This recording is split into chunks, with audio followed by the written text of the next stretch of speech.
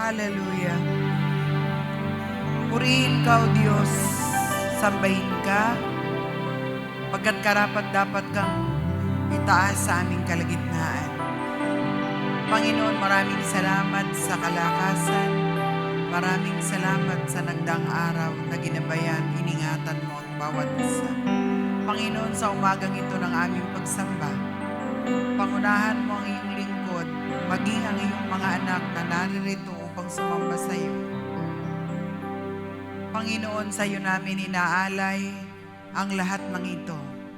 At nawa tinanggap mo ang aming mga papuri, pasasalamat at pagsamba sa umagang ito, O Diyos. Panginoon, maging ang mga nanonood ngayon through live streaming, ang aming hiling,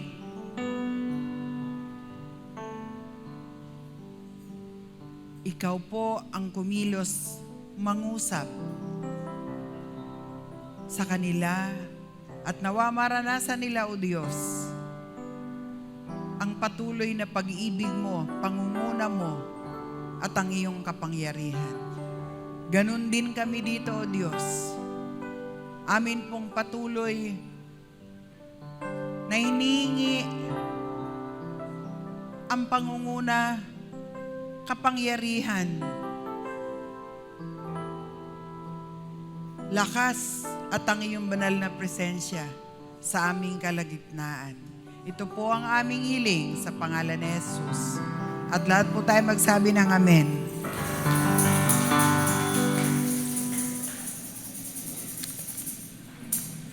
Hallelujah. Tanghali na po, 9:00 na. Pero iilan lamang po tayo, wala pa po tayong 60. Hindi ko alam, baka nasa probinsya na yung iba at dahil long weekend ngayon, baka sinasamantala. Pero ganun pa man, hindi po nakasalalay ang ating pagsamba sa bilang, hindi rin nakasalalay ang pagkilos ng Diyos sa kung ilan tayo. Nakasalalay po ito sa mga pusong merong tunay na pagsamba sa ating Panginoon. Amen? Magandang umaga po sa inyo lahat. Ayan. Medyo yung iba pagod pa. Kagabi po, nangihinayang po ako dahil marami pong wala kahapon. 2:00 po tayo nagsimula at inabot po ng 8:00, no? Nabot ng 8, no? Kasi ang ganda po talaga ng pagkilos ng Panginoon. Alam niyo, yung anak ko, si Sherwin, nanonood din pala sa baba habang kahit naantok siya dahil wala pa siyang tulog, pero nag-aalaga ng apo ko, yung anak niya, nanonood din siya. Ang sabi niya, Mama, ang galing nung tagapagturo. Hindi siya boring, hindi siya nakakaantok, ang linaw. Kaya ako po ay nanghihinayang din dahil yung oportunidad na dapat kayo makasama namin para sa conference kahapon, ngunit karamihan ay wala. Mamaya po 2:00 ng hapon, tuloy po iyon, 2 to 7 p.m. Kaya lang, tinalakay kahapon yung foundation, kaya mamaya po siyempre, kung hindi mo na pakinggan yung A, B, kung ang ituturo mamaya yung C, D, o kaya yung talakay yung 1, 2, yung 3, hindi nyo narinig yung 1, medyo kumbaga, parang mahirap mag-comprehend o mahirap unawain. Ganun pa man, inaanyayahan ko pa rin kayo, mamaya 2:00 po iyon. At ngayon po, lahat po ng dadalo ngayon, upang hindi na po kayo mahirapan na umuwi, dahil nakakapagod, uuwi and then babalik. Nagpahanda po tayo ng tanghalian para dito na lamang po tayo mananghalian. Ngunit kung talagang uuwi po kayo, wala naman kaming magagawa. Pero yung oportunidad po na marinig, alam niyo po ba yung guest speaker natin, si Bishop Favor? Ano po, yung slot na binigay sa atin, yun lamang po ang bakante niya. Nasabi ko nga, wrong timing kami, Bishop, dahil mag-election and then ng All Saints Day, magsisiuwian. Kaya po, tawag dito, konti lang po kami. Ang sabi niya sa akin, it's okay. Anyway, it's not the counts. Sabi niya, hindi yung kung ilan sila, kundi ilan yung merong puso. So, ganon din po ang aking pinanghahawakan. In the church, nakakatuwa, encouraging, nakakapag-motivate yung marami. Pero kahit marami, kung wala ang puso, it's useless. Amen? So, I hope mamaya makiisap po kayo. And I'm truly blessed, and I believe all of those who attended yesterday was really blessed by the message. An eye-opener, higit sa lahat, it will help us to be transformed according to the purpose of God. So yun po. This is the last Sunday of October na akala ko hindi ako magpipreach dahil umaga supposedly 9 a.m. up to 5 p.m. si Bishop Favor magtuturo. But then, nagkaroon ng pagbabago dahil na stroke nga yung asawa niya. Kaya eto, magpipreach ulit tayo. Ang ating tinatalakay is about servanthood o yung pagiging lingkod ng Diyos. Yung ating mga paglilingkod. Ang ganda kahapon ng topic, may kaugnayan sa ating tinatalakay. Kaya nga habang nag-uusap kami kahapon ni Pastor Rick Leal, sabi ko, ang ganda ng topic, nakakakonekta doon sa topic natin, yung tinatalakay dito about servanthood. So, hindi na tayo magtatagal. Ang ating pagkukunan ng ating mga talatang hihimayin ay nasa aklat ng Exodo 4, talatang 24 hanggang 26, at sa Judges chapter 6, verse 14 to 16. So balit basahin po muna natin ang Exodo. At nangyari sa dakong panuluyan na sinalubong ng Panginoon siya at pinagsikapang patayin siya. Sino itong nagsasalita? Sino itong sinasabi na pinagsikapang patayin siya? Ang pinagsisikapang patayin ay si Moises. At ang Panginoon, ang kasalubong niya na gusto siyang patayin. Okay. Kasi short lamang po ito, kailangan maunawaan natin. Na magkagayoy, hindi ko masyado mabasa dito ako. Nang magkagayoy sumunggab si Sephora ng isang batong matalim at pinutol ang balat ng masama ng kanyang anak at inihagis sa kanyang panan. At kanyang sinabi, tunay, ikaw sa akin ay isang asawang mabagsik. Sa gayoy kanyang binitawan siya, nang maggagayoy kanyang sinabi, isang asawa kang mabagsik dahil sa pagtutuli. Bigyan ko ulit ito ng linaw, no? Yung sinabing balat na masama, yun po ito, wala tong mali siya, ang mga kalalakihan noon, and I believe in the Philippines, we are still practicing this. The reason is for medical purposes o sa pangkalusugan. Tinutuli noon ang mga tao, babae o lalaki. Ba't tinutuli?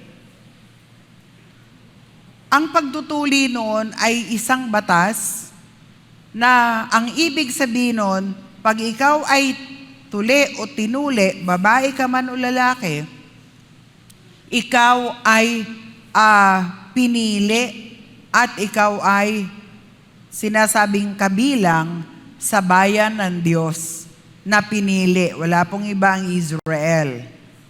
Kaya nga ngayon, pinagpipray yung Israel dahil pinili ng Diyos yan. Ngayon, para maging malinaw, ayokong iwanan ito na hindi nyo maintindihan. Lalaki, tinutuli. Alam nyo na yung foreskin, yung tinatanggal, di ba? Babae, tinutuli rin. Yes. In fact, sa Muslim, they still practice this. Yung pagtutuli, ayokong magkaroon kayo ng mali siya.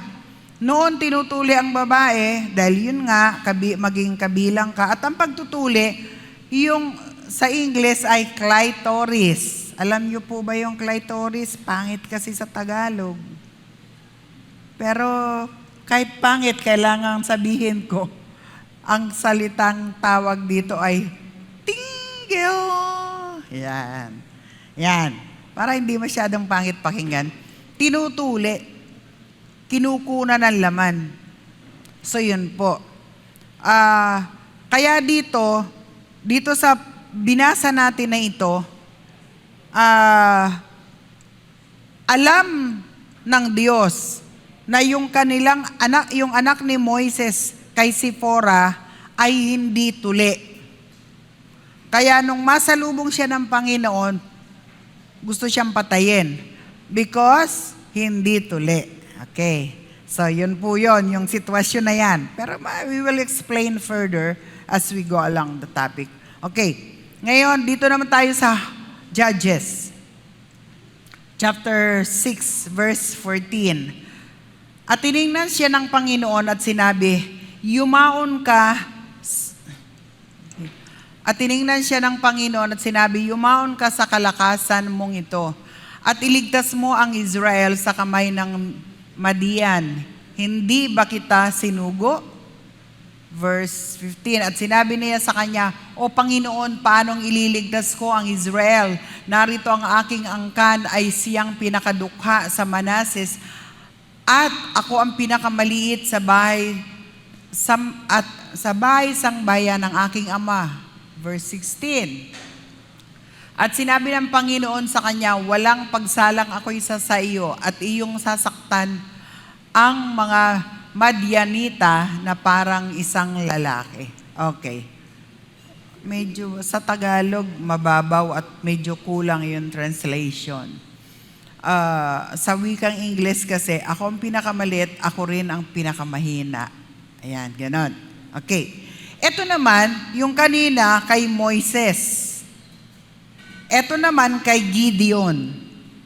Si Gideon dito ay sinabihan ng Panginoon na ikaw ay lalaban sa Midianita, ganito, ganon. At sasama ako sa iyo. Pero marami siyang sinasabi na hindi pwede. Okay. So, punta tayo sa napakahabang introduction. Siguro kayo tulog ng lahat, pero ako, inaayos ko pa yung preaching, dala po nung sa aking sobrang kaabalahan, although meditated ko to, pero hindi ko pa naisusulat. And I have to write it para ma-send ko sa media at saka yung ibang preacher na may service din sa kanila.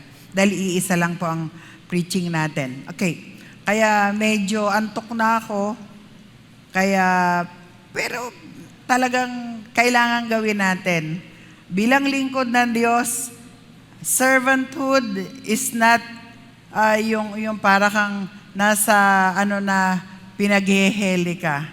Servanthood, kahit na ikaw ay pagod, but of course we have to rest.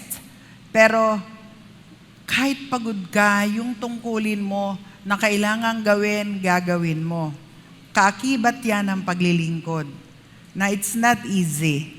Para din tayong mga parents na kahit nahirap ka, pero gagawin mo yung magagawa mo para sa iyong pamilya para maibigay mo yung best.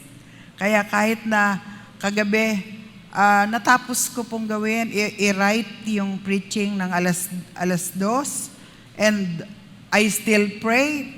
Nag-i-intercede pa rin ako kagabi. Kaya almost 3 o'clock na po akong natulog. Kaya halos ayaw ko rin gumising. Pero God is good. Lagi siyang nagbibigay sa atin ng panibagong lakas. Introduction. David did much to bring music into worship. Ayan. Hindi ko na to babasahin lahat. Diyan naman. Ipapaliwanag ko na lang sa inyo yung introduction para mas mabilis. Si David po ay maraming dinalang musika sa pagsamba. In fact, naitayo niya yung maraming mga song leaders, worshipers, mga choir members para sumamba sa templo.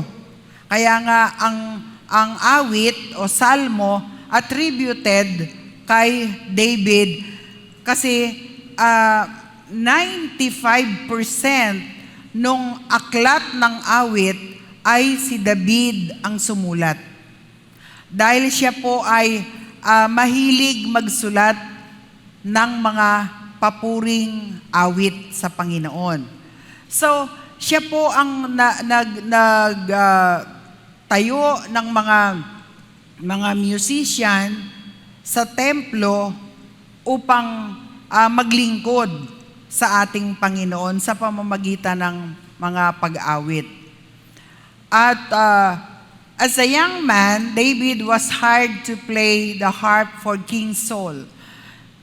Bata pa lang si David dahil siya po ay mahilig na sa musika at talagang kaya nga ibinilang siya na malapit sa puso ng Diyos dahil talagang ang puso niya ay inaalay niya bilang paglilingkod at pagsamba sa Diyos. Kaya siya po dahil sa kagalingan niya na tumugtog ng harp, alam niyo ba yung harp yung ginaganong-ganon na parang gitara? Yun po yun. At siya po ay kinukuha para maglingkod, mag-perform sa harapan ng Haring Saul. Yan po, ganun po siya dedicated na maglingkod sa Diyos sa pamamagitan ng pag-awit o pagsamba sa ating Diyos. Ituloy natin sa susunod na phrase.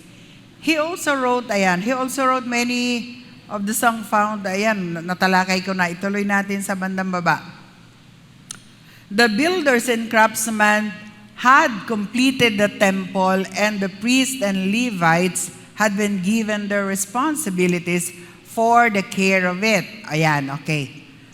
Hindi lamang yung mga musician na naitayo, na ilagay ni David ang naglilingkod sa templo. Maging yung mga builders nito, sabihin na nating mga karpintero, binuo nila na kumpleto ang templo. Kasama doon ang priest o tinuturing na pare sa loob ng, pinakapari nila. At dito sa atin, pinakapastor. Yon. And Levites. Sino bang mga Levites? Ito pong Levites, ito po yung lipi ni Levi na ang kanilang tungkulin, ang tungkulin lamang ay para maglingkod sa loob ng templo. Ano man yung paglilingkod na yon, maglilinis ng templo, mag-a-arrange ng mga kung ano-anong nakatulad dito, mag-a-arrange ng upuan, yun po yung tungkulin ng Levita sa templo. Kumbaga, meron talagang mga tao na naglilingkod at assign lang doon sa tanging tungkulin na yun. And this is the responsibility of the Levites. Kaya Levites from yung mula sa angkan ni Levi. Ayan, and had given their responsibility for the care of it. Binigay sa kanila yung responsibilidad, the builders, the craftsman, the priest, the Levites, the musician. Inilagay sila doon para pangasiwan, pangalagaan, at kung ano yung mga pangangailangan sa templo para mangyari ang napakagandang pagsamba. Okay, tuloy natin. Then it was time for another group of people, the musicians, to exercise their talents for God. Some of these who serve with music are recorded. So dito, kumbaga, may kanya-kanyang assignment, may kanya-kanyang responsibility. Dito sa church, may kanya-kanyang responsibility. May tagalinis. Wala pa yung tagalinis, ay ando na. Alam nyo, I am truly blessed with the life of Brother Enzo. I keep on mentioning him. Pinanunood ko siya sa CCTV without his knowing na pinanunood ko siyang mag-isa. Siguro 10 beses akyat, baba siya sa rooftop dito. Kunin yung upuan, baba. Kunin, ayos. Minap niya pa yung garahe natin. Sabi ko, walang nakatingin, pero hindi niya alam, nakatingin ako. How much more on this? So all of us, lahat tayo, merong mga gampanin sa templo, sa iglesia. Walang maliit, walang malaki, kasi lahat ng ginagawa natin sa templo at sa church o sa kaharian ng Diyos ay napakahalaga. Sabi dito, the musician to exercise their talents for God. Some of these who serve with music are recorded. Nakatala. At alam niyo po ba, sino man sa atin ang naglilingkod sa Panginoon, maliit mang bagay, recorded ito. Hindi ako nagre-record. Recorded in the heart of God dahil nakatunghay siya sa atin. Amen? Ano man ang ginagawa mo, kapatid? Si Brother Chris nagda-drive para kay Sister Paz at sa ibang mga pumupunta sa Bible study. Hindi maliit na bagay yun na paglilingkod. Si Brother Nick, kasi tayo, ang kinikilala lang natin na paglilingkod, yung andito sa harapan. But, what about those behind the scene? Yung hindi nakikita. Iyon po ay isang uri ng paglilingkod. Ituloy natin. We don't have to be an ordained minister to have an important place and to be effectively served in the body of believers. Hindi tayo kinakailangang ordinahan. Tinanong ako kasi pinatatype ko to kay Gila kagabi dahil tulog na si Brother Nelson. Si Gila dumating 12:00 na ng gabi. Sabi ko, Gila, pwede mo ba itong i-type? 1:00 na. Sabi niya, bukas na lang. Ay, hindi. Ipadadala ko pa yan sa taba. Sabi, sige na lang. Na-encounter niya yung word na ordain. Mama, ano ang ibig sabihin ng ordain? Sabi ko, pag sinabing ordain, kinikilala ka, itinatalaga ka na isang lingkod ng Diyos. Ipinakikilala ka sa tao, inihahayag ka bilang ordinado na ang ibig sabihin, ikaw ay pinili ng Diyos at sinasangayunan ka ng tao, kaya ordain ka. Ganun ba? Okay. Bawat nai-encounter niya sa kanyang pagtatype na hindi niya masyadong maunawaan, ay tinatanong niya at sinasagot ko naman. Yan. Hindi kailangang maging ordinado tayong lingkod ng Diyos para malagay sa mahalagang tungkulin. Of course, kailangan ino-ordain para yun nga makilala nyo, makita nyo, Para hindi nyo sabing mekos-mekos ito. Gumagamit na rin ako ng ganun na kailangan makauso rin ako sa inyo. Di ba? So, hindi kailangan para malagay tayo sa mahalagang kalagayan at maging effective na tagapagturo o tagapaglingkod sa katawan ni Kristo o sa katawan ng mananampalataya. Hindi kailangan. Naalala ko, ilang Bible school na ang grinadwitan ko. Alam nyo, hindi ko kinukuha yung grade ko. Alam nyo kung bakit? Ang tagal nila ibigay eh. Naiinip ako. May sabi sa akin, uy, kunin mo yung yung grades mo. Sabi ko, hindi sa akin mahalaga ang grades. Ang mahalaga sa akin yung natutunan ko. Hindi rin mahalaga sa akin yung diploma. Ang mahalaga sa akin, yung nakuha kong kaalaman na magagamit ko, yun ang mahalaga sa akin. Ano naman gagawin ko sa grades? Ipakikita ko sa inyo, oy, ito ang grade ko nung nag-aaral ako sa Bible school. Hindi kailangan yun para maging epektibong tagapaglingkod. By heart and what you gain sa iyong pag-aaral para maging effective kang tagapaglingkod, mahalaga yun. Hindi yung, of course, kinikilala ko yung ordination. In fact, sabi sa amin, nung unang nag-aaral ako sa Bible School tuwan-tuwa kami nung mga classmate kong bata. Sila Pastor Matt. Uy, pag-graduate pala tayo, automatic yon. Kasi pag graduate ka ng BTH, Bachelor of Theology, ikakabit sa'yo yung Reverend. Ganon. Ang ganda pakinggan ng Reverend. So, mga sa notebook, sa libro namin, pag bibili nakalagay, property of Reverend. Lahat yun. Pero nung bandang huli, tinanggal ko na, nahihiya na ako. Kasi ibig sabihin ng Reverend, alam nyo na yung Reverend. Pag sinabing river, ano yon? Paggalang.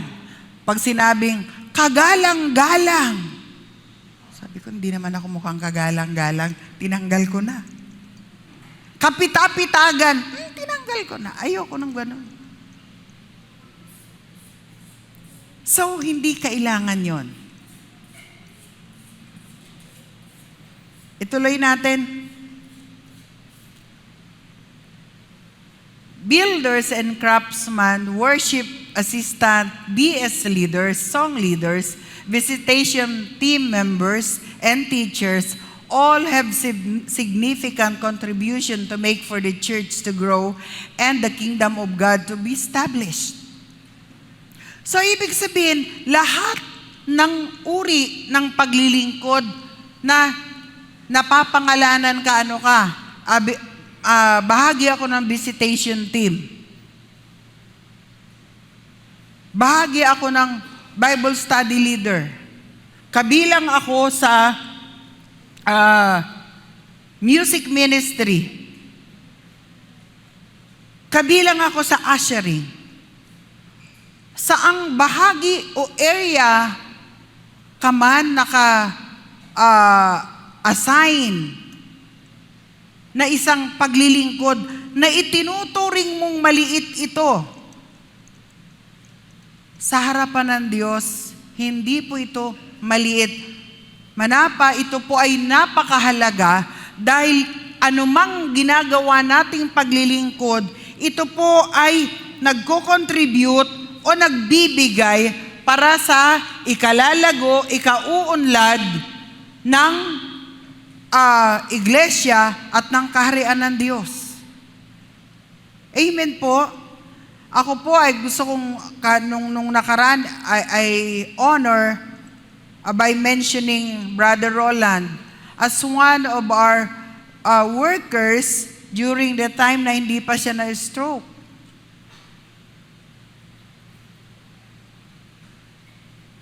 Malaki po ang contribution niya noon sa paglilingkod. sa larangan ng musika. Alam naman natin na magaling siyang song leader. At kahit sa Fairview siya nakatira, hindi siya umuwi ng tanghali. Dire-diretso kami hanggang sa Montalban sa San Isidro. At siya po ay nagsusong lead pa rin doon. Hanggang sa abuti na siya ng pagka-stroke niya. Naging bahagi siya. At kung hanggang doon na lang yung kanyang bahagi, mahalaga pa rin yung kanyang naging bahagi. At kung ano man ang bahagi nyo sa paglilingkod for the kingdom of God and for the church to grow, yun po ay significant o napakahalaga.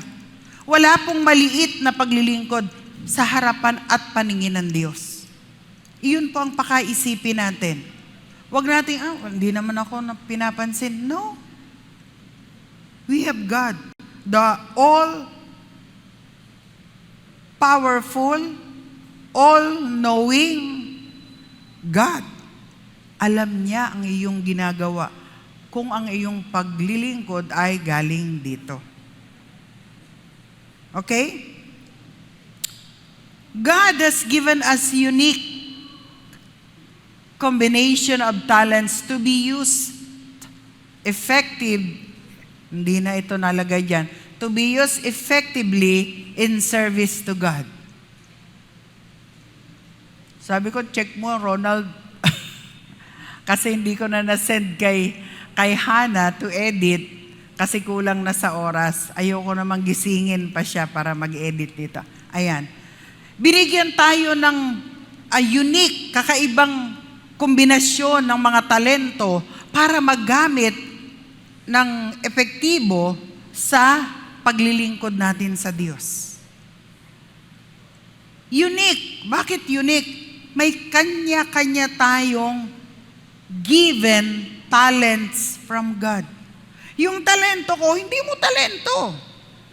Yung talento nyo, hindi ko talento. Yung inyong kahinaan, kalakasan ko. Yung kahinaan ko, kalakasan nyo. Kumbaga, may unique, may kanya-kanya tayong galing na magagamit para sa paglilingkod at sa lalago ng bawat isa ng iglesia at ng kaharian ng Diyos. Kaya wag po nating baliwalain kung ano man meron ka na talento. Kaya lang, kahit may talento ka, kung hindi mo ipinagagamit sa Diyos, hindi ka magagamit at you cannot be called servant of God. Kasi ang servant, since servanthood ang ating tinatalakay, kasi ang paglilingkod, hindi ito nakabatay sa dami ng ating ginagawa. Hindi rin ito nakabatay sa galing mo. Hindi rin ito nakabatay sa pinag-aralan mo. Nakabatay ito sa kung ano ang laman ng iyong puso at layunin sa iyong paglilingkod.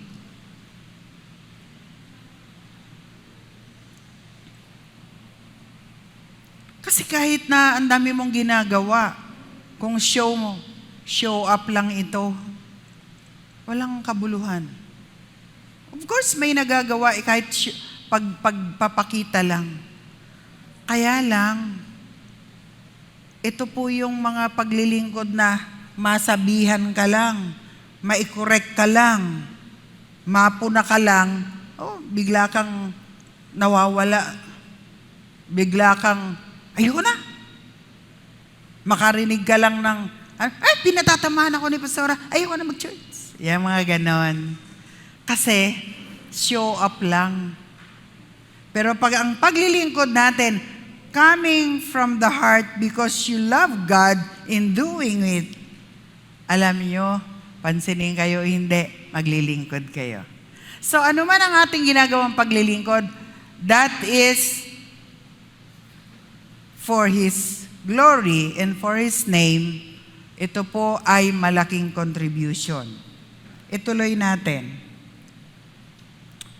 Ano man ang meron tayo na talento, lakas, gamitin natin ito para paglingkuran at parangalan ng Diyos. Ano po ang title natin na kanina nyo pa hinihintay? How to effectively serve God. Paano ba natin epektibong mapaglilingkuran ng Diyos? Paano nga ba? Number 1, we must fulfill the conditions of His Word. Para epektibo natin na mapaglingkuran ang Diyos at ang ating mga ginagawang paglilingkod ay maging epektibo. Pag sinabi kasing effective, ito, bibigyan ko kayo ng sample . Pag sinabing effective, maliit na bagay na iyong ginawa, nagmamarka. Ibig sabihin, nakikita yung impact nito. Nakikita yung kahalagahan nito. Ganun po pag sinabing effective. Na-appreciate ito kahit hindi mo sa kanila pinapakita ito na ang aim mo ay ipakita lamang. Pero na-appreciate ito at maraming na i-encourage sa'yo. Yun pang ibig sabihin, you are serving effectively. Kaya mahilig ako magtanong, uy, kumusta yung preaching? Uy, kumusta yung gawain natin? Kumukuha ako ng feedback nang sa ganon malaman ko ano ang dating nung gawain, ano ang dating nung ganitong paglilingkod. And sometimes kumukuha ako ng nakita mo ba si ano? Ano masasabi mo doon? Hindi para magmarites. Kumukuha ako ng feedback para malaman ko, para yung kung sino man yung gumagawa, mabigyan ng due recognition. So yun po, sa paglilingkod po natin, kailangan andun yung tinatawag na effective service to God, epektibong paglingkod sa Diyos. Or else, sobrang pagod, nakakapagod lang, pero parang wala namang nagagawa. Pero kahit maliit, pag effective, sinabayan mo ng puso, sasabihin ko sa iyo kapatid, magmamarka yan. So, paano yun? We must fulfill the conditions of His Word. Sinasabi doon sa Exodus. Moses could not effectively serve as deliverer of God's people until he had fulfilled the condition of God's covenant, and one of those conditions was circumcision. Hindi siya epektibo na hindi siya magiging effective na tagapagpalaya nung mga Israelita na inaalipin ng mga Egyptian kung hindi niya susundin yung condition na hinihingi ng Diyos. Si Moises po, hindi siya aware o hindi kulang ang kanyang kaalaman sa law of God. Nung panahon na yon, bakit? Si Moises po ay matagal na nag-aral sa piling ng paraon sa Egypt. Dahil pinalaki siya ng kapatid ng paraon. At ang batas ng Egypt ang kanyang alam. Hindi niya alam yung batas ng Diyos. In fact, kalaban pa nga ng paraon ang Diyos. Nung siya ay mapunta sa disyerto at naging asawa niya si Sipora at nagkaanak, hindi niya masyadong alam yung batas na kailangan i-circumcise. At si Sipora, isa namang Madyanita na against din o laban din sa circumcision o pagtutuli. Pero alam niya yun. At maaaring nung panahon na yon, alam ni Zipporah, pero ayaw niyang sabihin kay Moses dahil laban nga siya. Pero nung masalubong ng Diyos, si Zipporah at saka yung silang tatlo, nung masalubong ng Diyos, papatayin ng Diyos si Moises because of disobedience. Disobedience to what? To the law. The law is to circumcise every man and woman of God na pinili ng Diyos. Kaya pinili. Anong ginawa ni Zipporah? Tingnan nga natin yon sa bandang Exodus 4:24. Balikan natin yon para makita natin. At nangyari sa daan sa dakong panuluyan na sinalubong ng Panginoon siya at pinagsikapang patayin siya. Papatayin. Tingnan nyo. Nang magkagayoy, sumunggab si Zipporah ng isang batong matalim at pinutol ang balat ng masama ng kanyang anak. Masama. Yung sa foreskin, yung nakasalawit, yung lumalawit, di ba? Kinuha niya kaagad yung anak niya. Pinutol niya kaagad yung skin.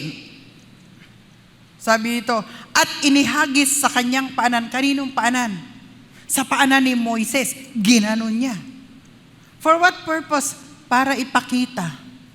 Panginoon, ito sumunod kami. Pero noon lang sumunod. Kaya ang sabi doon, inihagis sa kanyang paanan at kanyang sinabi, tunay, ikaw sa akin ay isang asawang mabagsik. Sino yung mabagsik? Si Zipporah.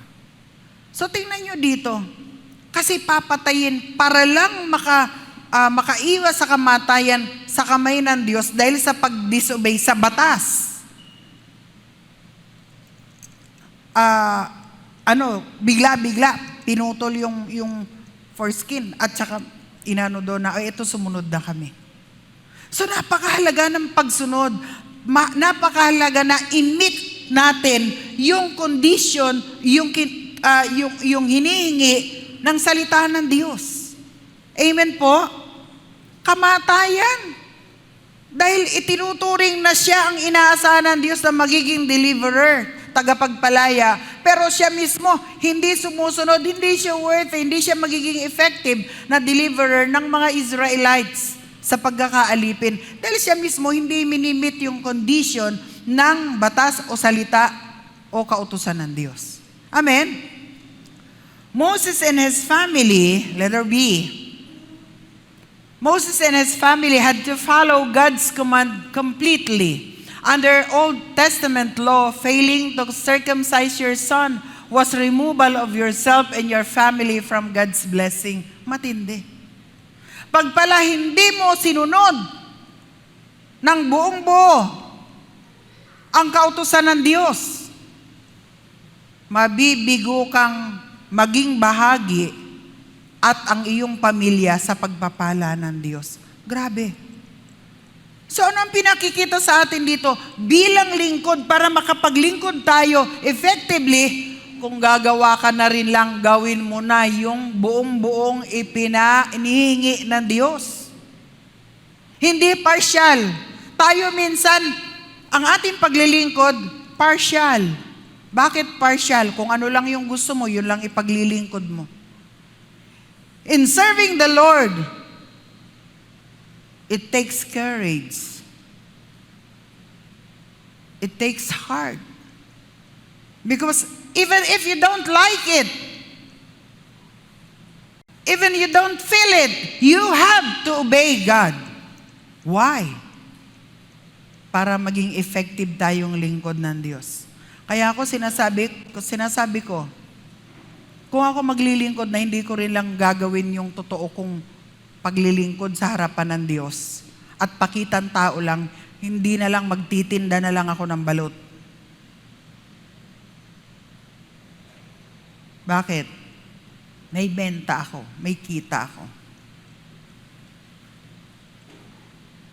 Sa paglilingkod, ngayon nag-harvest na ako, pero ang dami kong tanim.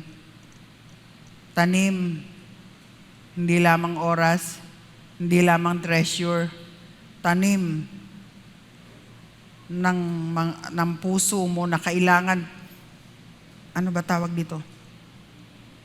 Supilin mo ang iyong damdamin. Supilin mo ang iyong nararamdaman na nasasaktan ka para makapagpatuloy ka at magawa mo yung kalooban ng Diyos. Pero pag lagi mong pinaiiral yung damdamin, ay nasasaktan ako, marami pa sila sinasabi sa akin. Tulad nung sinasabi kahapon, di ba? Yung pastor, imbis na tulungan, ano daw? Pinagtutulungan. Di ba? And that's true. Ayoko namang sabihin. But I would like for you to know, the very first phase, mga 7 years of this church, feeling ko mag-isa lang ako. Feeling ko pinagtutulungan ako. Because sometimes my principle does not fit to their principles, my co-workers, my co-leaders. And I have to suppress the feeling na parang bakit niyo pinagkakaisan ako? Kailangan isuppress mo ito para makapagpatuloy ka at magawa mo yung kalooban ng Diyos. So hindi madali ang pagsunod. Sumusunod ka na nga. Meron ka pang nararamdaman, kasama yan. Amen? Hindi lang naman yun. Maging sa pamilya natin Sa pamilya natin, di ba? Nasasaktan ka, nahihirapan ka, pagod ka na. Minsan makakarinig ka pa kasama sa pamilya mo. Asawa mo, anak mo, kapatid mo. May maririnig ka pang salita, pagod na ikaw nang nahihirapan. Marami ka pang naririnig na complain. Tama ba yon? Oo. Pero you have to go on para magawa mo yung iyong tungkulin sa iyong pamilya. Amen ba? Lalo na sa mga nanay, 24 hours naka-duty.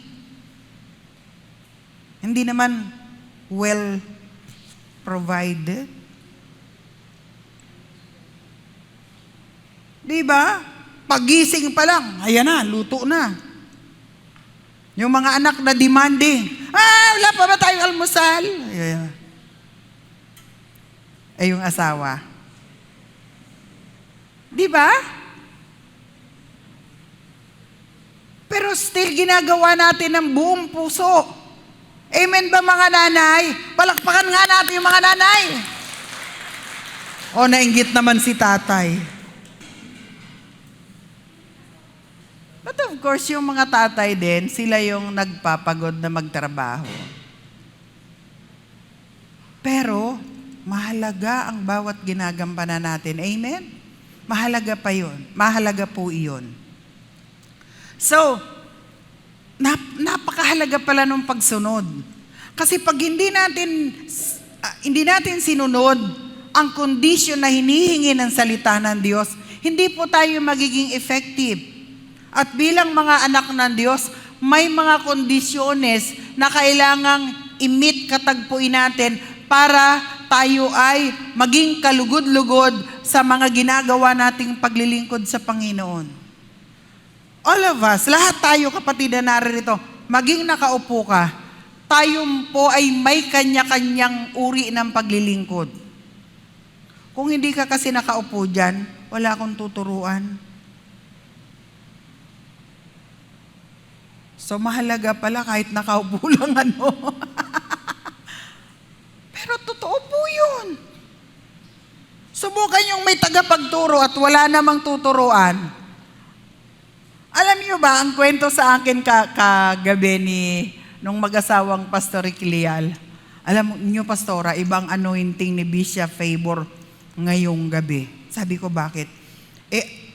Ang dami na po naming inatenand, sinamahan hanggang Palawan. In fact, kasama sila sa Palawan last week. Alam niyo po, iba po yung anointing niya dito. Grabe pong anointing niya na kami mismo, parang akala mo ngayon lang namin narinig. Sabi niya, kasi iba po talagang anointing niya. Sabi ko, ganun ba? Sabi niya, nabibless po kami. Lalo kaming nabibless sa buhay niya. At alam niyo, naglilingkod sila doon. Tingnan niyo, pastor yun, may church din, pero naglilingkod kay Bishop Favor. So ano ang punto ko dito? Yung paglilingkod po ay napakahalaga kasi doon, hindi ko alam, tinitrain din pala si Pastor Rick kasi kasama na siya sa entourage ng Shunammite team. Gusto niyo maging kasama rin ako sa entourage ng Shunammite team? Wala na kayong pastor dito. Kasi kung saan-saan na pupunta. Noon niyayaya niya ako noon sa Israel. Kaya lang 185,000. Yun. So, ang punto ko dito mga kapatid, pag hindi natin ginawa, sinunod yung tamang hinihingi ng salita, ng command ng Diyos. Tulad nito, sa Old Testament, bukod sa mawawala ka, maging ang iyong pamilya mawawala sa pagpapala ng Diyos. Kaya nga kung maglilingkod tayo, gawin na natin yung pinaka natin at yung tamang paglilingkod. Amen? Amen po? Moses learned that disobeying God was even more dangerous than tangling with an Egyptian Pharaoh. Ayan. Natutunan ni Moises na yung hindi pagsunod sa Diyos ay mas lalong mapanganib kaysa sa kaguluhan sa piling ng paraon ng Ehipto. Yung paraon noon napakabagsik, pero mas matindi ang bagsik ng Diyos pagka tayo ay nag-disobey. Amen? Not just the blessing, even our lives. Kaya tingnan nyo si Moses nung masalubong papatayin. And there are times na mayroon sa buhay natin ang mga nangyayari because we're not meeting the right service na ayon sa hinihingi ng salita ng Diyos. Gawin na natin.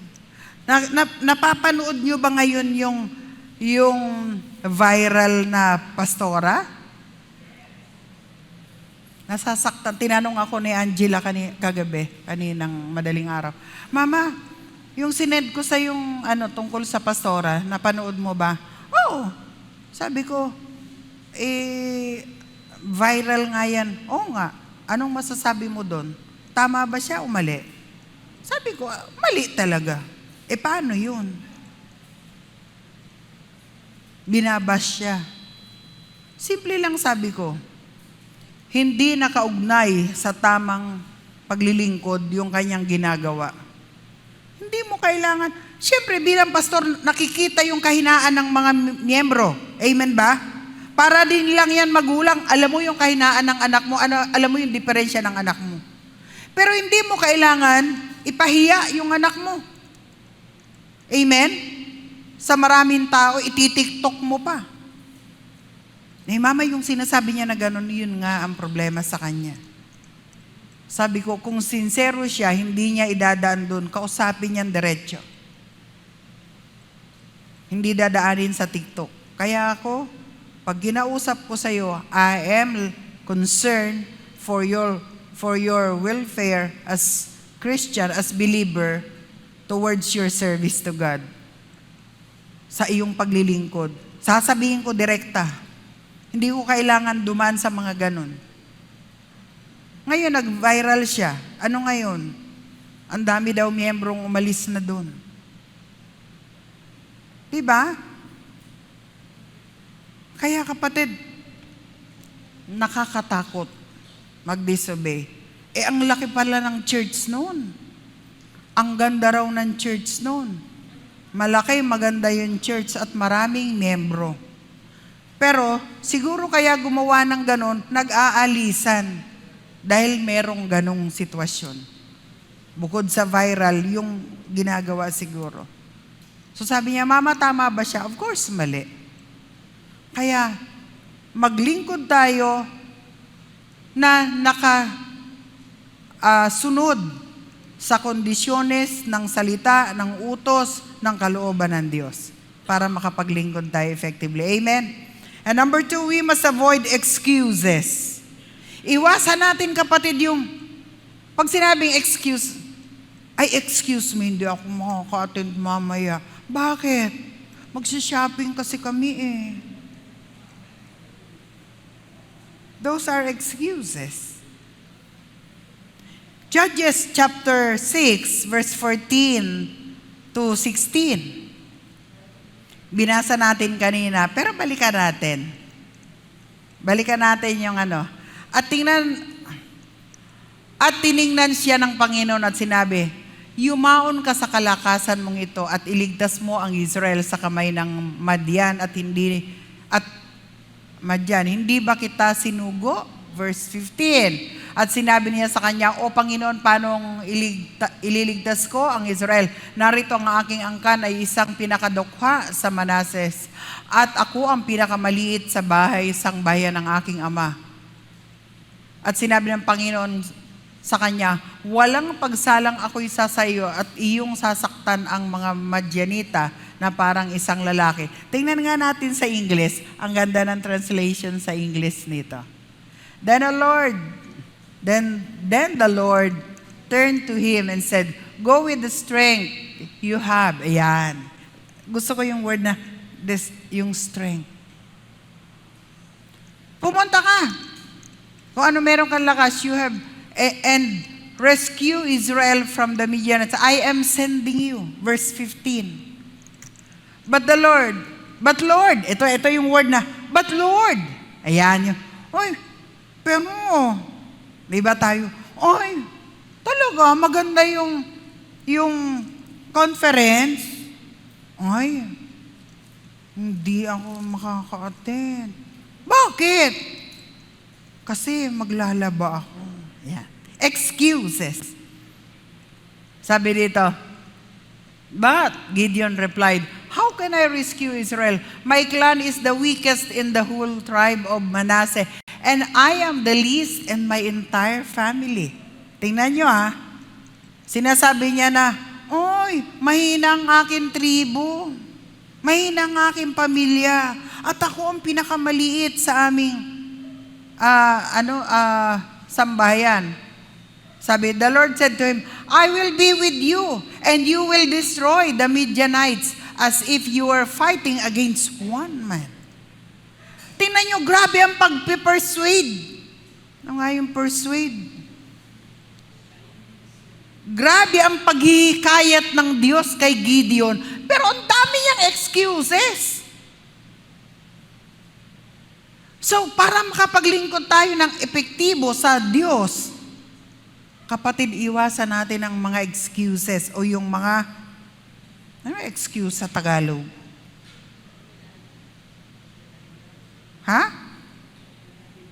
Pagdadahilan. Iwasan natin pagdadahilan. Letter A, surely I will be with you. God told Gideon, and God promised to give him strength he needed to overcome the opposition. In spite of this clear promise of strength, Gideon made excuses. Sometimes ganun din tayo, kapatid, kaya mo, ang galing mo. Hindi talaga, mahina talaga ako, hindi ko talaga kaya yan.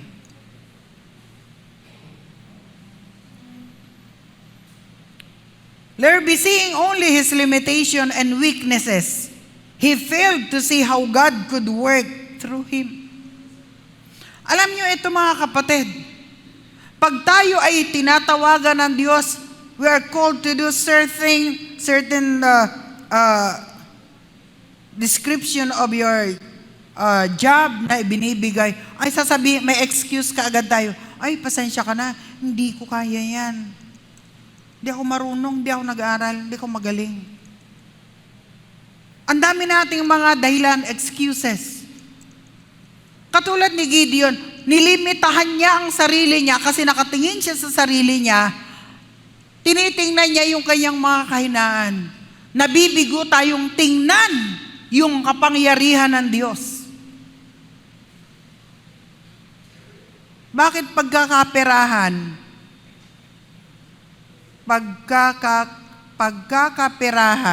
ginagamit lahat natin ang magagawa natin?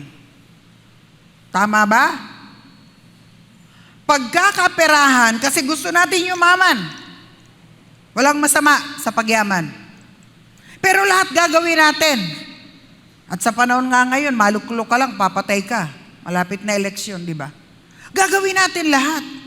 Bakit pagdating sa paglilingkod natin sa Diyos, marami tayong excuses? Ito klaro yung pangako ng Diyos. I will be with you. Sasamahan kita, sasaiyo ako, bibigyan kita ng lakas para sa paglaban mo sa mga kalaban, as if isa lang ang kalaban mo dahil ang lakas ko nasa iyo. But Gideon failed to see the power of God because nakatingin siya sa kanyang kahinaan. Kapatid, hindi ka bibigyan ng lakas ng Diyos na hindi niya isusustain pag gagamitin mo ito para sa iyong paglilingkod sa Kanya at para sa Kanyang kaharian. Alam niyo ba, pag lagi tayong nakatingin sa ating mga limitasyon dahil sige natin ang excuse, ganito, ang dami mga excuse. Ang ibig sabihin nun, nililimitahan mo ang kapangyarihan ng Diyos sa iyong buhay. Ang ibig sabihin nun, wala kang tiwala sa magagawa at sa pangako ng Diyos sa iyo. Yes, we are weak. But we don't have to make excuses para lang hindi tayo makapaglingkod ng epektibo sa Diyos. Alam niyo ba mga kapatid, ito ang gusto kong sabihin sa inyo. Lahat ng ginagawa kong paglilingkod sa pagpipreach, makikipag-usap ako sa taong ganito na ika-counsel ko. Bago ako tumungo doon at gawin yung dapat kong gawin, I always pray to God, Lord, hindi ko kaya ito. Hindi ko alam kung ano ang dapat na pakikipag-usap sa taong iyon. Gabayan at samahan mo ko. Sa pagpipreach, Lord, be my preacher, be our preacher, be my teacher, teach me. Help me. Ikaw ang maglagay ng salita sa aking bibig upang makatagpo ko ang pangangailangan ng iyong mga anak. Gawin mo akong malinis na sisidlan. Cleanse me. Lagi kong sinasabihan, every time I preach, hindi ko pwedeng hindi sabihin yan. Bakit? Alam ko yung kahinaan ko, but I know the power of God.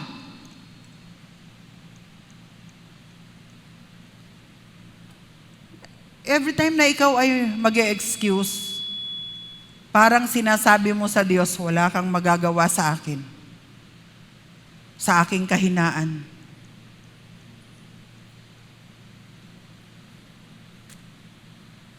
Alam niyo mga kapatid, gusto kong i-encourage kayo. By nature, kilala tayo ng Diyos dahil siyang lumikha sa atin. Alam na Diyos ang kalikasan natin, ang mga kahinaan natin. But because He is the giver of life, alam niya yung pangangailangan natin. Alam niya ang limitasyon natin. In fact, lagi ito ang kasama sa prayer ko. Lord, alam mo naman kung hanggang saan lang ang kakayanan ko. Hindi ako matalino. Alam nyo, sa inyo dito, hindi nyo alam, hinahangaan ko kayo. At kayo ang nagiging motibasyon ko para magpatuloy. At ilan sa inyo, hindi nyo ako tinuturuan, pero sa pamamagitan ng buhay nyo, natuturuan nyo ako.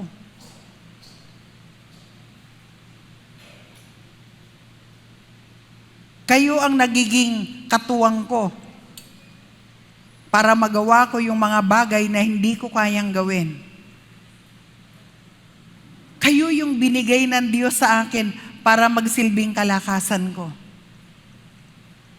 Kaya kapatid, ang paglilingkod sa Diyos, hindi dapat mag-excuse, ba't naman ako maglilingkod?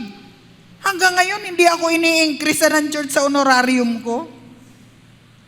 May katuwiran ba ako? I have.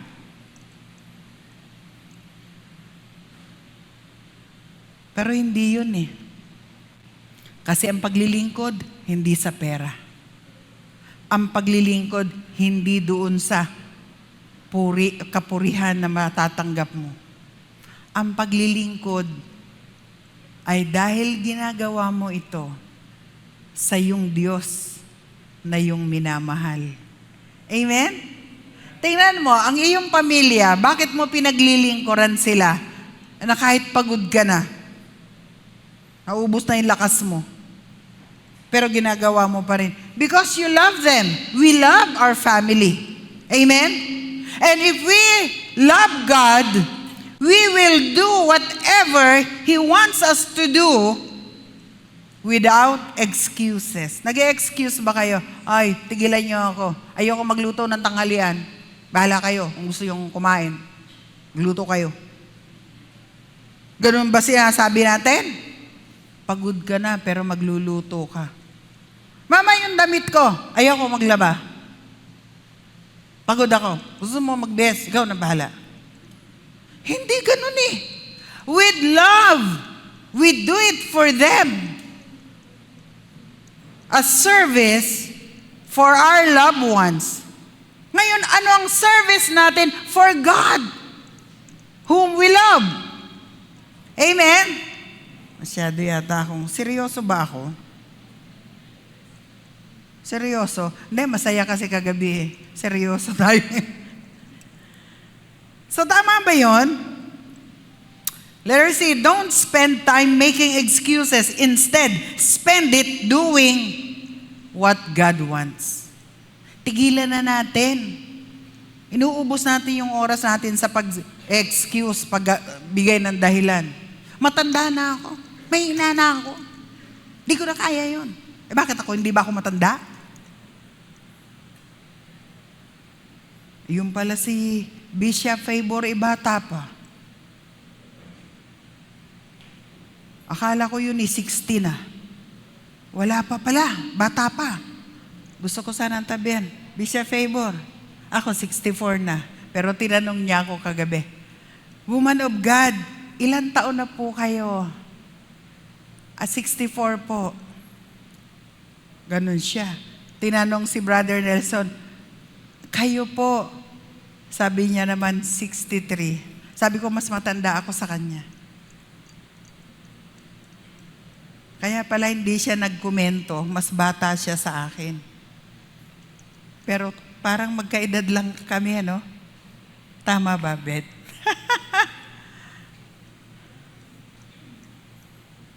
Sa paglilingkod sa Diyos, marami tayong dapat excuse. Tingnan nyo naman yung testimony niya. Yung bahay niya, one step. One step sa kusina, one step sa higaan, one step sa CR. Pero ngayon, pinagpala. Bakit? Hindi nyo pa narinig yung ibang testimony niya. Wala siyang tinatanggap pero nagpatuloy siyang maglingkod. Yun nga, pinagtutulungan pa siya. Kaya nga sabi ko, the best person na dapat magturo ng mga bagay na yun ay siya dahil naranasan niya. Mas matanda siya sa paglilingkod sa akin dahil bata pa pala siya naglilingkod. Mas matanda ako sa kanya pero bata pa siyang naglingkod. Bata pa siyang nagpastor. Pero tingnan nyo, pagka wholeheartedly at talagang ginawa mo yung kalooban ng Diyos, without excuses, ang Lord ang sasama sa iyo. So stop spending our time and making excuses. Instead, use it to serve the Lord, whatever He wants us to do. Amen? Amen po? Number 3, we must know how to prioritize. Pag sinabing prioritize, ano yon? Naalala ko, nung ako po ay bago-bago pa lang sa paglilingkod bilang pastor, syempre meron kang mga ibang gawain, ibang pinagkakaabalahan. Pero, tinitiyak ko kung ano yung prioridad o ano yung pangunahin sa buhay at gusto ko.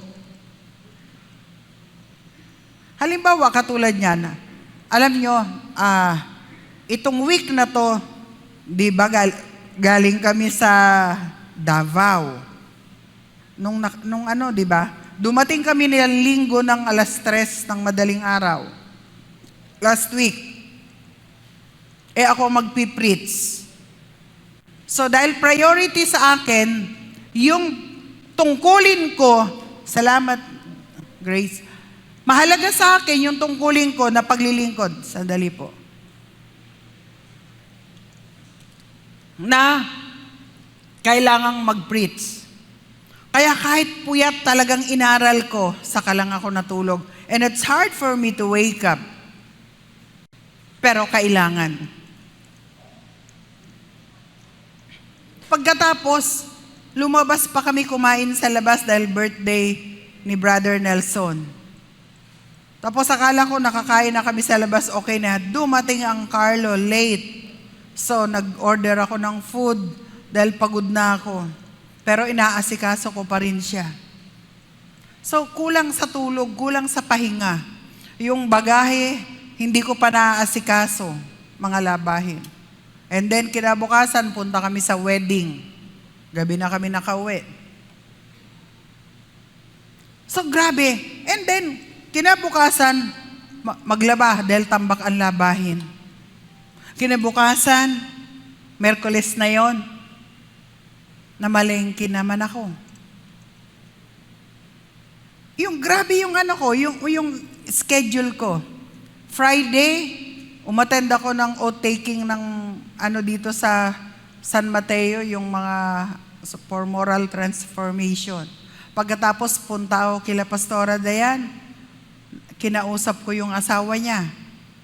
At anyway, bago ako pumunta, alam kong kakausapin ko asawa ni Pastora Dayan, I really prayed hard. Sabi ko, Lord, bigyan mo ako ng karunungan kung paano ko kakausapin yung asawa ni Pastora Dayan. Dahil Islam po iyon. Pero sa pag-uusap namin, maganda naman. Sabi ko, mag-Bible study tayo. Nilabas sa akin yung Quran. Pero ini-insist ko at babalikan ko siya. Ano ang punto ko dito, kapatid? We must know our priorities. Yes, marami tayong trabaho, marami tayong gawain. Pero dapat alam natin yung prioridad natin. Dito sa Luke chapter 10 verse 33 and 42, alam nyo na yung kwento nito, hindi ko na babasahin. Si Martha, kapatid niya si Mary, at kapatid si Lazarus. Dumalaw ang Panginoon sa bahay nila. Si Martha, alam na darating ang Panginoon, busy-busy. Di ba tayo pag alam natin na may darating na bisita, busy-busy tayo magluto ng kung ano-ano. Preparing food for the guest. While Mary, nung dumating si Jesus, umupo na lang siya sa kanyang paanan at nakikinig kay Jesus.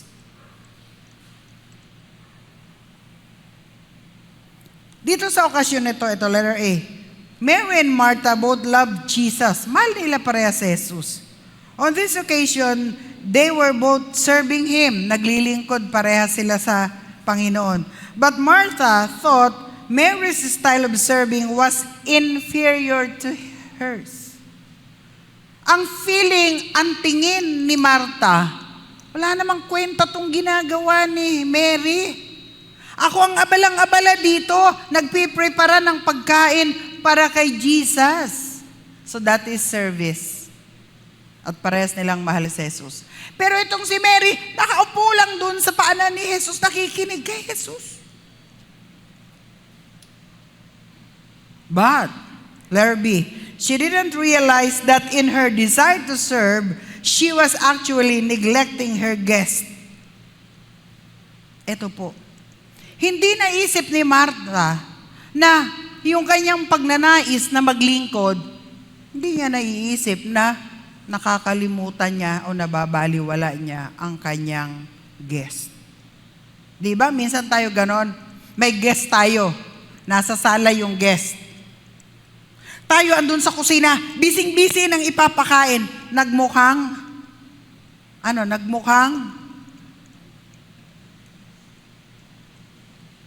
T-A-N-G-A, yung bisita. Kasi busy-busy siya. Pagkatapos, hahainan niya pagkain, tapos tatanggalin na naman.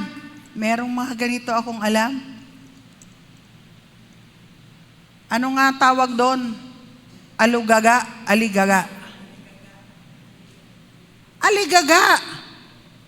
Dahil sa kagustuhang ma-please yung bisita, nakalimutan niya na mas mahalaga yung bisita kaysa dun sa ginagawa niya.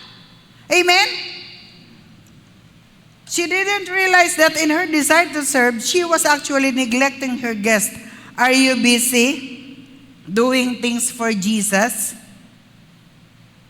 That you're not spending any time with Him. Don't let your service become self-serving. Inaawit natin kanina yung mananatili sa iyong lilim. Ano yun? Masumpungan ka sa dakong lihim. Alam niyo mga kapatid, letter C, Jesus did not blame Martha for being concerned about the household chores. Andyan ba yan? Ayan. He was only asking her to set priorities. It is possible for our service for Christ to degenerate into mere busy work that is no longer full of devotion. Ala yan mga kapatid. Pasimplihin natin ito. Si Jesus hindi nagalit kay Martha kasi parang bakit masyado kang busy sa iyong ginagawa? Nakalimutan ni Martha yung kanyang guest na si Jesus. At hindi naman nagalit si Jesus kay Martha. Kaya lang, gusto niya lang ipakita na dapat mag-set tayo ng prioridad sa ating paglilingkod. Minsan tayo, ang ating paglilingkod, hindi natin na ibibigay effectively kasi mali tayo ng priorities. We're so busy doing things for Christ but neglecting Him. Ano ba yung inawit na una ni Don? Maganda yung words doon eh. Sabi ko, ang ganda nun. Yung dapat may panahon tayo sa Diyos, yung katagpoy natin siya sa dakong lihim, na ibig sabihin, may panahon tayo sa Kanya, nakatagpuin, manalangin, makipag-usap, pero kung masyado tayong busy sa maraming bagay, marami kang ginagawa, pero wala kang panahon para siya ay i-meet, katagpuin talaga, at bigyan ng oras, kapatid, wala pong kabuluhan yun. Yun ay busy work lang, pero wala na yung devotion. Maging sa paglilingkod sa Panginoon. Kaya nagsiset ako ng prioridad. Alin ang dapat unahin? Ito dapat unahin. Ito ang mahalaga. At ang pinakamahalaga sa akin yung panalangin. The reason why I am too late to sleep. Ayoko nang pag gumagawa ko ng preaching, ayoko nang maingay. Ayoko nang may sasabat-sabat. Dapat gawa ko na yung preaching nung isang araw pa. Pero dahil iyak yung apo ko, nadidisturb ako, hindi ko inano. Ayoko ng maingay. I just prayed. At kagabi kahit puyat na ako, pagod na, medyo sumasakit na nga ulo ko. Pero nanalangin pa rin ako dahil yun ang pinakamahalaga. Do not neglect Him. Siya ang pinakamahalaga. Dapat alamin natin yung priority. If we are busy, alam ko pong lahat kayo ay busy. May kanya-kanya tayong pinagkakabisihan. Pero dapat gumawa tayo ng ating mga prioridad. Ang araw ng linggo, prioridad ba sa'yo? Kung ang araw ng linggo ay prioridad sa'yo, dahil ito ay ang pagsamba mo sa Diyos at pasasalamat, then, ito ang number 1 mo, na dapat ang linggo, huwag mong i-neglect, huwag mong baliwalain. Ngayon, kung hindi mahalaga sa'yo ang Diyos, then, hindi siya ang priority. But I believe, mahalaga sa atin ang Panginoon, kaya ilagay natin siya sa number 1. Hindi pwedeng ang linggo ibigay ko sa ibang araw. Ang araw ng linggo ay para sa Panginoon. But of course, merong mga tinatawag na exception. May mga time na talagang wala kang magagawa, hinihingi. Then, okay lang yun.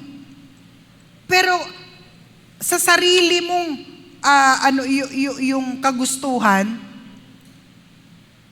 iset mo yung priority, ang Lord. Amen? Kung priority sa'yo ang Diyos, katagpuin mo siya sa dakong lilim. Ano yung lilim? Sa lilim, sa lihim. Ano ba yung lilim? Ano ba ang lilim? Uy, malilim dito. Dito tayo, walang araw. Ang ibig sabihin, may cover. May protection. Kung ang Diyos ang lilim natin, siya ang protection natin. Siya ang cover natin sa buhay. Abay, doon ka, i-priority mo siya. Sa dakong lihim, katagpuin mo ang Diyos sa panalangin. Pero prioridad ba natin nakatagpuin siya sa dakong lilim, sa dakong lihim? Busy ka. There's nothing wrong to be busy, especially sa paghahanap buhay. But set priorities. We cannot serve God effectively if we don't know our priorities. We have to prioritize our priority. Kaya nga sa mga manggagawa, alam na nila yun eh. May nagsabi sa akin, ako, mahirap magpaalam kay pastora. Bakit? Sasabihin ka kagad sa'yo niyan, know your priority. Yes, that is my language. If you knew your priority is God, then set priorities. Siya ang una sa listahan. Even in giving, sa pagbibigay natin, pag nagsweldo ka, what is your priority? Tama yun, magbayad ka ng bills. Dahil si Judith naghihintay. But you have to know your priority. Amen? To serve effectively God. You're our provider. Ako pinagpala. Kahapon, sinabitan ko lang ng lazy Bishop Favor. Tagulat ako. Nag-honor sa akin. Woman of God, I would like to honor you. Gulat ako, may sobre. And then, alam nyo ba yung kanyang, yung si Kayna, yung kanyang yung kasama, parang PA niya, in-honor din ako. Woman of God, pray for me, and I honor you. Nag-honor din. Iba kako ang kultura na naituro dito.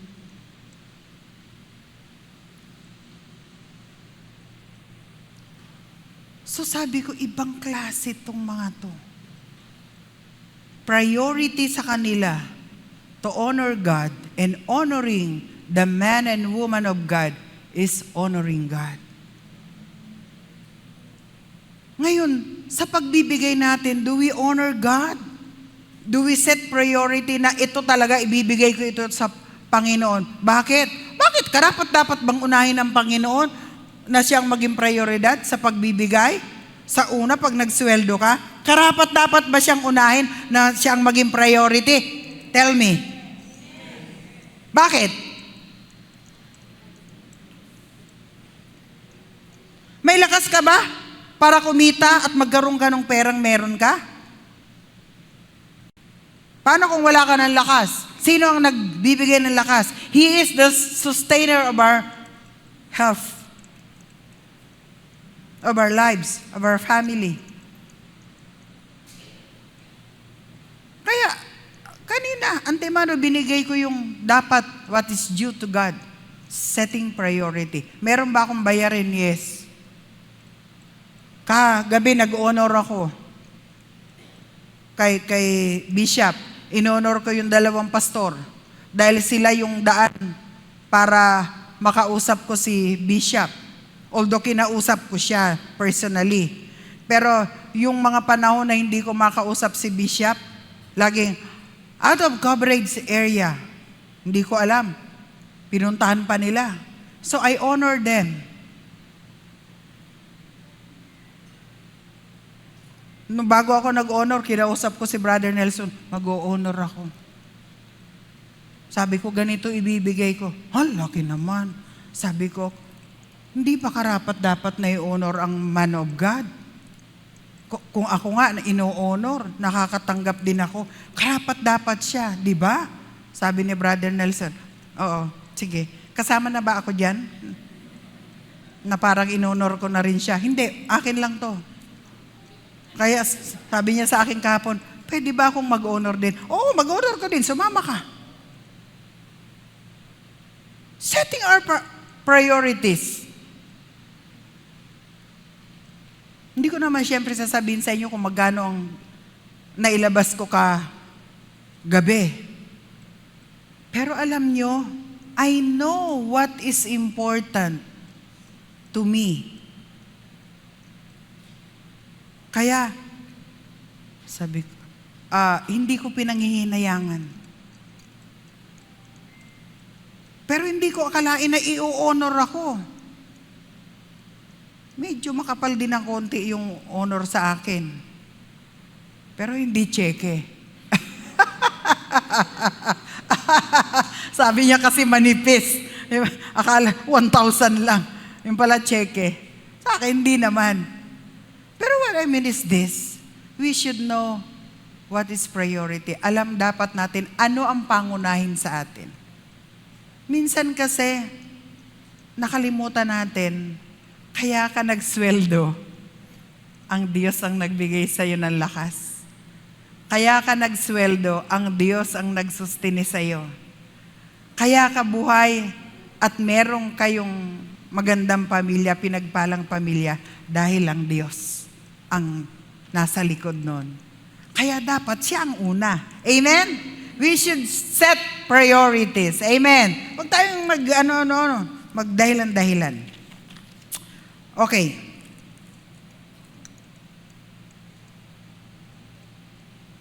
Ito. Bigyan ko po kayo ng habang tinatype ito ni Gila. Sabi niya, Mama, bakit a profile of a true servant? Conclusion tayo. Bakit, Mama, a profile of a true servant? Alam nyo, ito, few lang ito, ilan lang ito, pero gusto kong bigyan ito ng pansin. Ano ba ang tunay na profile? May mga profile kayo sa Facebook, di ba? Ako nag-change ng profile. Nakita nyo, di ba? So, iyon, picture lang yun. Pero yung hindi nakikitang profile inside of us, ito yung profile ng isang naglilingkod sa Diyos o tunay na lingkod sa Diyos. Una, willing siyang tumanggap ng mga challenges. Kung ikaw ay tunay na lingkod at naglilingkod at gustong maglingkod, dapat marunong kang tumanggap ng mga hamon ng buhay. Sa paglilingkod, hinahamon tayo. At ako, the more na hinahamon, the more na gusto ko dahil na-challenge ako at ibigay ko yung pinaka. At tayo kapatid, kung hinahamon tayo sa buhay at sa paglilingkod sa Diyos, go on. Magpatuloy ka lang. Don't give up. Huwag kang tumigil. Hamon ng buhay, kasama yan for us to grow strong, to be wiser. Kaya tanggapin natin ang mga hamon ng buhay na dumarating, lalong-lalo na sa paglilingkod. Maraming hamon sa paglilingkod. Tuloy lang tayo. Ibigay natin ang best. Ano pa? Dapat mangako tayo na susunod tayo sa instruction.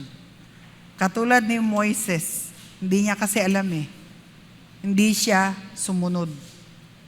Kapatid, napakahalaga ng pagsunod. Kung meron instruction sa atin ng Lord, gawin natin. Naalala ko si Pastora Ani, kasama ko doon sa outtaking. 2 instruction na hindi sinunod nung iba. Sabi niya sa akin, Pastora Emma, napakahalaga talaga ng instruction. Tingnan mo to, hindi ginagawa yung instruction, palpak. Sabi ko, oo, talaga mahalaga sa buhay ang instruction. Pag meron instruction ng Diyos sa atin, kailangan gawin natin. Kaya isa yon. Kung gusto mo talagang maging effective na tunay na lingkod ng Diyos, gawin natin, ipangako natin sa ating sarili, sa ating buhay, na susundin natin ang anumang instruction ng buhay. At ang instruction ng buhay ay nasa salita ng Diyos. Amen. Ano pa? Ayan, gumawa ng plano. Inuutosan tayo ng Diyos na gumawa ng plano at yung plano natin, isubmit natin sa Diyos. Hindi tayo gagawa ng plano at ang Diyos ang magsasubmit sa atin na, Lord, ito ang gawin mo, ito ang plano ko, gawin mo ito para sa akin, hindi. Gumawa tayo ng plano, ibigay natin sa Diyos. Kung a-approvean niya, ibig sabihin, ipaprosper niya, pagpapalain niya yon, yung ating mga ginagawa. Ano mang plano? Plano mo sa business, plano sa pamilya mo, ano mang plano, gawin natin at isumitin natin sa Diyos. And submit to the plan of God. Magpasakop tayo sa plano ng Diyos. Masakit?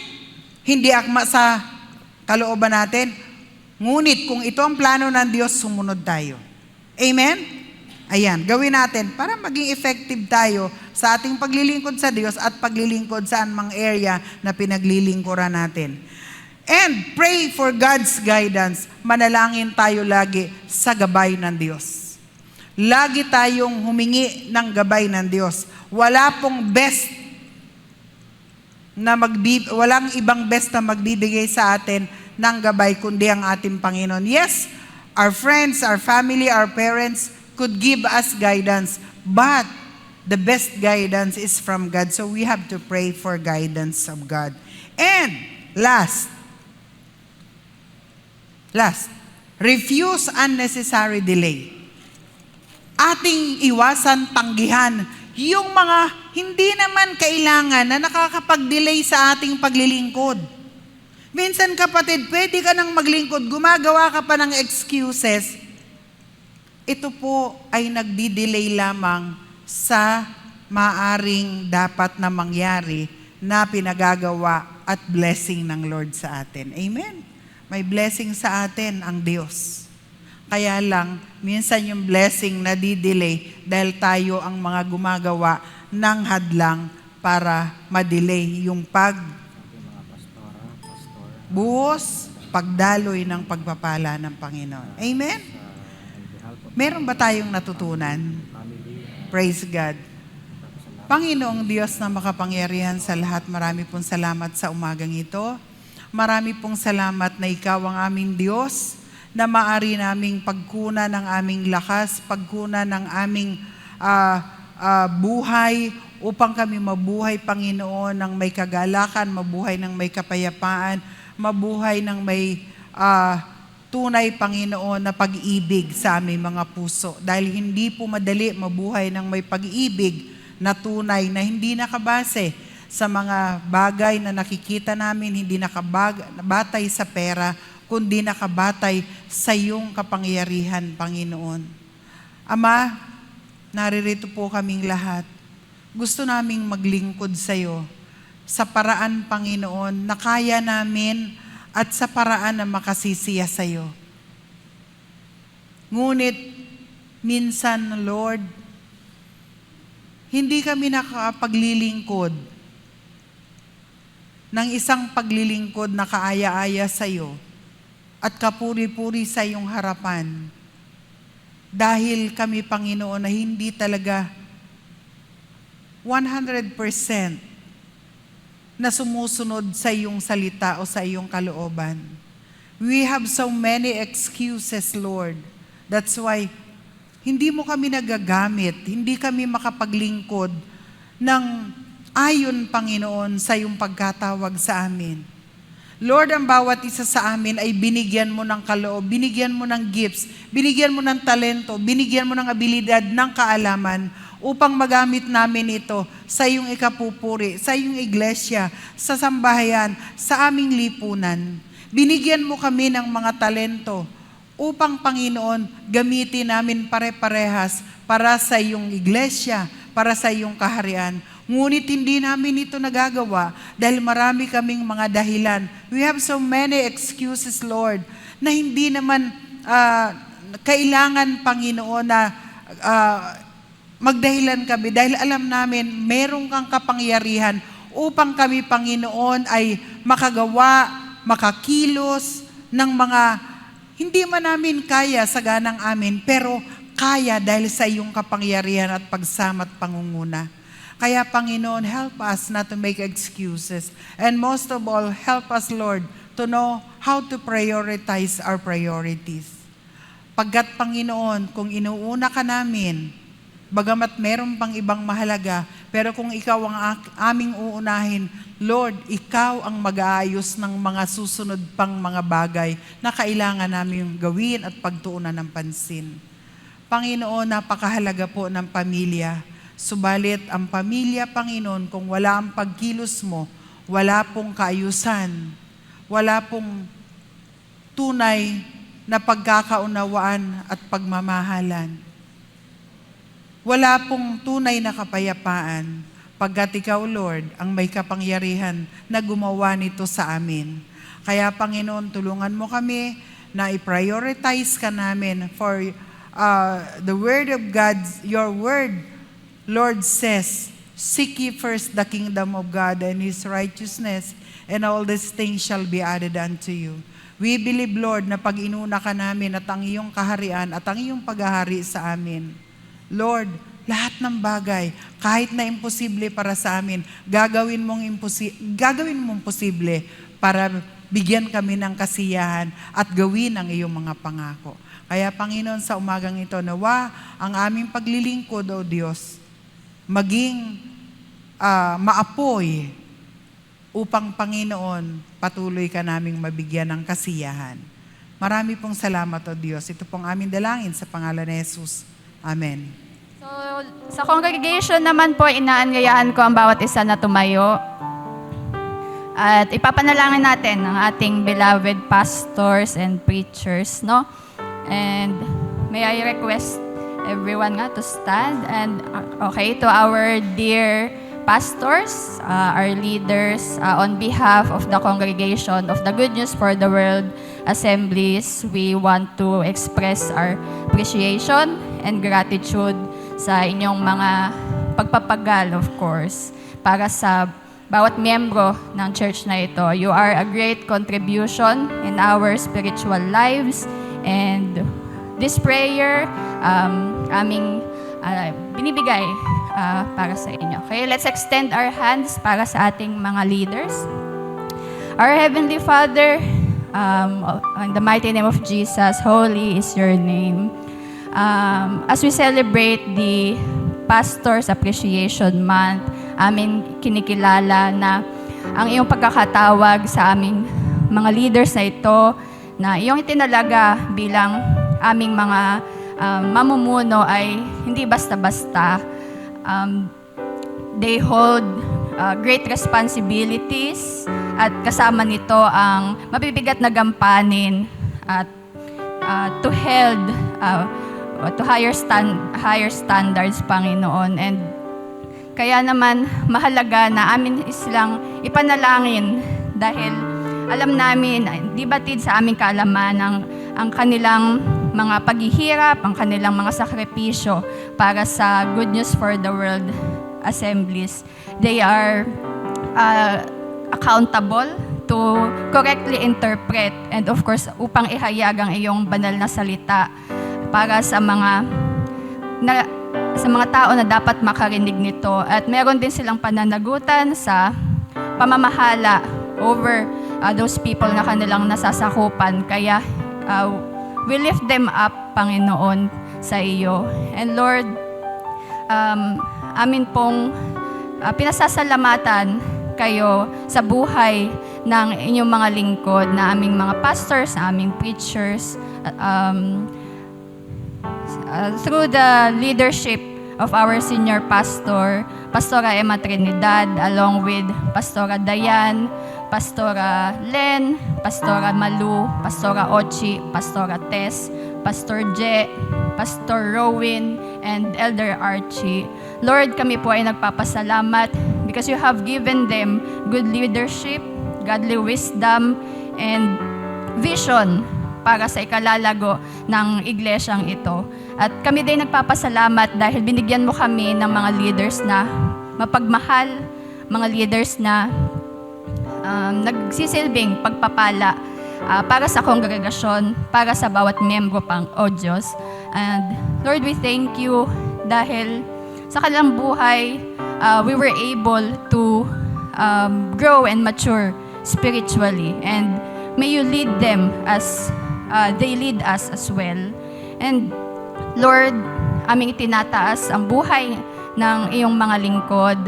May you grant them more passion, more wisdom, conviction, dedication, and stronger faith. And kahit meron mang pagsubok na dumating sa kanila, ikaw nga po ang siyang magsilbing kalakasan nila. Palakasin mo sila in every aspect of their lives, physically, mentally, emotionally, and of course, spiritually, Panginoon. Kayo nga po ang magsilbing katatagan nila sa bawat hamon or challenges ng buhay. And Lord, along with their family, sa kanilang magagandang gawa, mga pagpapagal at sakripisyo, nawa ay magbunga pa ang mga ito, and may they experience the kingdom of God along with their family here on earth, O God. And we, as the congregation, as members of this church, bigyan mo kami ng pagnanais na mag-rise up, give us a sense of responsibility, and may we aim for self-improvement, continuous learning as well, upang kami ay maging suporta para sa kanila and to be of great assistance para mapagaan din ang kanilang mga responsibilities, O Diyos. And Lord, again, we lift you up. These leaders, our beloved leaders, sa kanilang paglilingkod, kayo nga po ang siyang manguna, ang magbigay ng proteksyon, and maging gabay para sa kanila, and everything that they have established, may they continue and finish until the end ng may determinasyon, may katatagan at tibay. And we know that in every aspect of their lives, in every journey, you are with them. Kaya kami din po ay nagpapasalamat sa mga ganitong pagkakataon, and we thank you for the opportunity to pray over these noble leaders. And Lord, as a whole family of Good News for the World Assemblies, this is our prayer in the name of Jesus. Amen. Thank you po, pastors, and we appreciate you so much.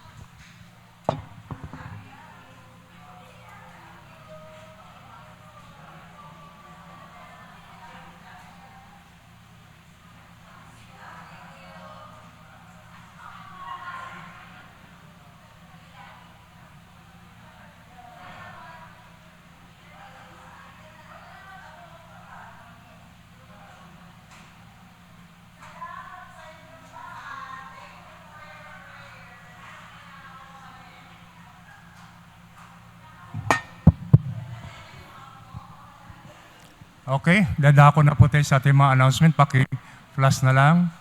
Prayer meeting, ito po ay ginaganap tuwing ika-6 ng gabi. Every Wednesday po ito dito sa ating iglesia. Ano pa? Paki-plus. Next. Preaching clinic. Ito po ay ginaganap tuwing Miyerkules after ng prayer meeting po. So, tuloy-tuloy na po itong preaching clinic. Okay, next. Shonamite Conference 28-29, nagsimula kahapon, magtatapos itong araw na ito. Mamayang alas 2 ng hapon hanggang alas 7 ng gabi. Kaya inaanyayahan ko po namin ang lahat, lalo ang San Mateo Church, na suportahan po natin itong Shonamite. Ayon sa sinabi ni Pastora Emma kanina, iba yung pagkilos ng Panginoon.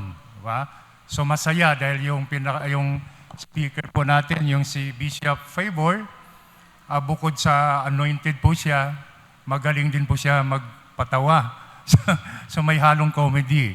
Kaya hindi po tayo maiinip. Hindi natin yung oras na gabi na pala. Kaya tangkilikin po natin kasi dito po idinaos sa Good News for the World Assemblies, dapat masuportahan po natin. Hindi lang yung bilang, kundi yung puso na tinahanda sa gawain. So, yung mga aatin mamaya, yung mga hindi na uuwi, kasi bukod sa malayo, mamasay pa at babalik, mayroon pong libreng lunch. Pero kung gusto nyo umuwi, nasa iyo po yun. Basta alas 2 ang simula. Okay? So malinaw po, mamaya.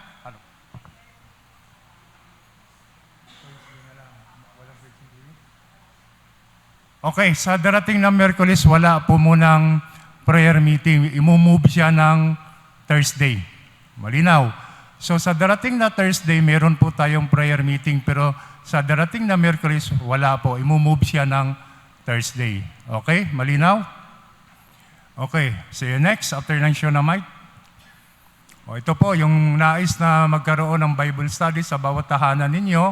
Kung interesado po kayo, paki-approach na lang any one of the members of the Board of Council ng Good News for the World Assemblies. Okay, next. Worship, ito po yung mga pagbibigay natin ng mga tithes and offering. Meron po tayong drop box na sa likod. Yung mga nala sa live streaming. Meron po tayong PSB account. Ano po ito? Savings account. At saka sa GCash, andyan po nakalagay po yung mga GCash numbers saka yung account numbers. Okay? Next. Meron pa? Meron po tayong birthday celebrant, si LJ Cruz. Sa October 29, wala si LJ, nasa ibaba, sa Children's. Happy birthday, LJ. Okay, sino pa? Rodmar. Happy birthday, Rodmar. October 31, anong araw yun? Hindi pumatak sa araw ng undas. Happy birthday, Rodmar. O sino pa may birthday? Wala na? Anniversary? Wala na, baka may nakakalimutan. Walang pahabol ng announcement? Wala na? Okay, naanyahan ko po ang lahat na tumayo para sa ating closing prayer at saka sa benediction. So inuulit ko po, suportahan po natin mamaya yung Shonamite 101 conference. Maganda po ito. Dito natin mabubuksan kung ano po ba ang tunay na pagpapala. Dahil ang susi ng tunay na pagpapala, ito yung sa larangan ng pagbibigay, pagtatanim, at saka yung honoring sa ating mga man of God, women of God. Ino-honor po natin. Ito yung malaking pagpapala. Okay, tayo po ay manalangin. Maraming salamat, Panginoon, sa katatapos pa naming gawain ng Sunday Corporate Worship Service ng Good News for the World Assemblies. Salamat sa iyong banal na salita at sa napakagandang aral na aming narinig sa umagang ito na buong puso po naming tinanggap po, Diyos, na ibinahagi ng aming senior and founding pastor, Pastora Emma. Salamat sa kanyang buhay, Panginoon, na patuloy mong ginagamit para sa iyong ubasan for your glory and honor. Kaya ang dalangin po namin sa kanyang buhay ay patuloy mo pa siyang pagpalain, Panginoon, sa lahat ng aspeto ng kanyang buhay, kasama ang kanyang buong pamilya. At patuloy na maranasan niya ang tunay na kagalakan sa kanyang paglilingkod. At sa aral naming narinig sa umagang ito, O Diyos, about how to effectively serve God. Paano ba ang mabisang paglilingkod sa Diyos? Dahil alam po namin, Panginoon, na ang tunay na paglilingkod namin sa inyo, Panginoon, ito po ay buong puso po namin bibigay, O Diyos, na ma-fulfill po namin ang iyong mga pangako, ang iyong mga layunin, Panginoon, kung kami ay patuloy na sumusunod sa iyong mga salita, sa iyong mga utos, maging sa kalooban mo, Panginoon. Sapagkat kung kami ay marunong sumunod ayon sa iyong kalooban, the blessings will follow, Panginoon. Kaya salamat sa buong buwan ng Oktubre, nagbukas po sa amin ang tunay na kahulugan about how to serve you, O Lord. Dahil ang pangunahing tungkulin namin bilang tao kung bakit mo kami nilikha sa sanlibutan ito is to serve the living God. Na nais ka namin paglingkuran, Panginoon, ng buong puso, ng buong lakas, ng buong pag-iisip at ng buong kaluluwa. Kaya salamat, O Diyos, na hindi dapat na marami kaming excuses sa paglilingkod. Bagkus tinutupad namin, Panginoon, at magkaroon kami ng priority upang Ikaw, O Diyos, ay maparangalan sa aming mga buhay, Panginoon.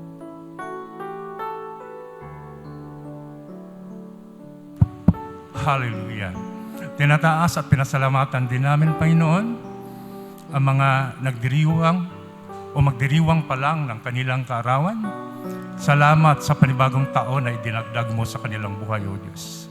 Na over the years, naroon na yung divine guidance and protection sa kanilang mga buhay. Kaya ang dalangin po namin sa kanilang mga buhay, Panginoon, ay patuloy mo silang pagpalain sa lahat ng bahagi ng kanilang buhay, O Diyos. Patuloy na Ikaw ang Diyos na maparangalan sa kanilang mga buhay, Panginoon.